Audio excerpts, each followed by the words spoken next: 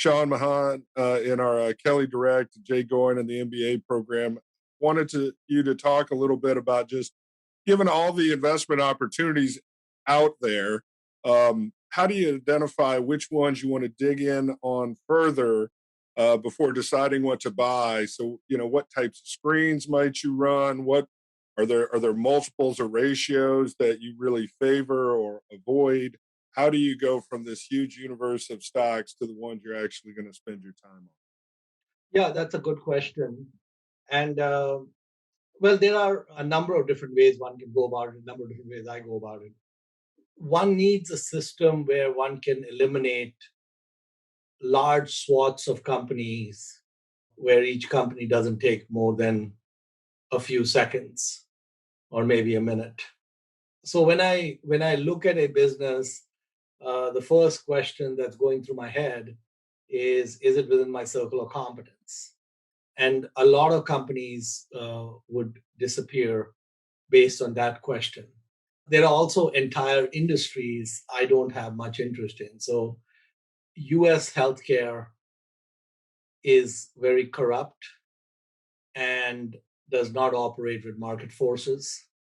And so pretty much anything in US healthcare, I either consider outside my circle of competence or no interest. So if there's a biotech company, if there's a hospital, if there's a pharma company, if there's some, uh, CVS, Walgreens, that sort of thing. I'm basically, generally speaking, not interested in those kinds of businesses. So it's a very quick pass. Similarly, for defense contractors, I'm a little skeptical about the kind of the long-term nuances and whether things are as clean as they should be and so on.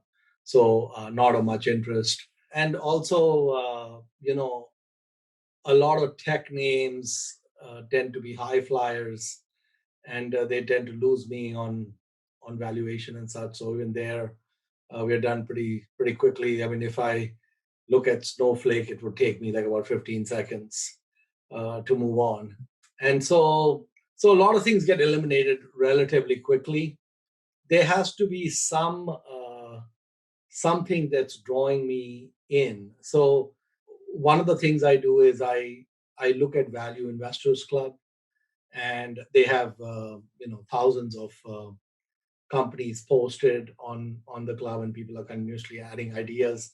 Generally, that is a somewhat filtered list because there's a lot of restrictions on who can post ideas and the rules thereof. So it's a good place to go hunting. It's also a very good place to learn because many of the write-ups and then the comments are very insightful.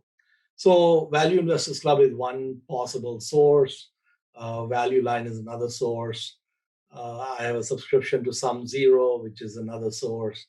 And then I typically get several investment ideas emailed to me pretty much every day by folks across the world.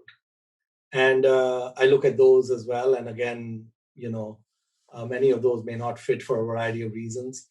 But when you go through all of this, some ideas and some companies stick out, and then I'll spend more time on them. The objective when I'm looking at a business is to, as quickly as possible, say no and move on. So if I can say no in 15 seconds, that's great. In some cases, it might take a minute. In some cases, it might go to 15 minutes. And then I might say no. In some cases, it might go to a few days.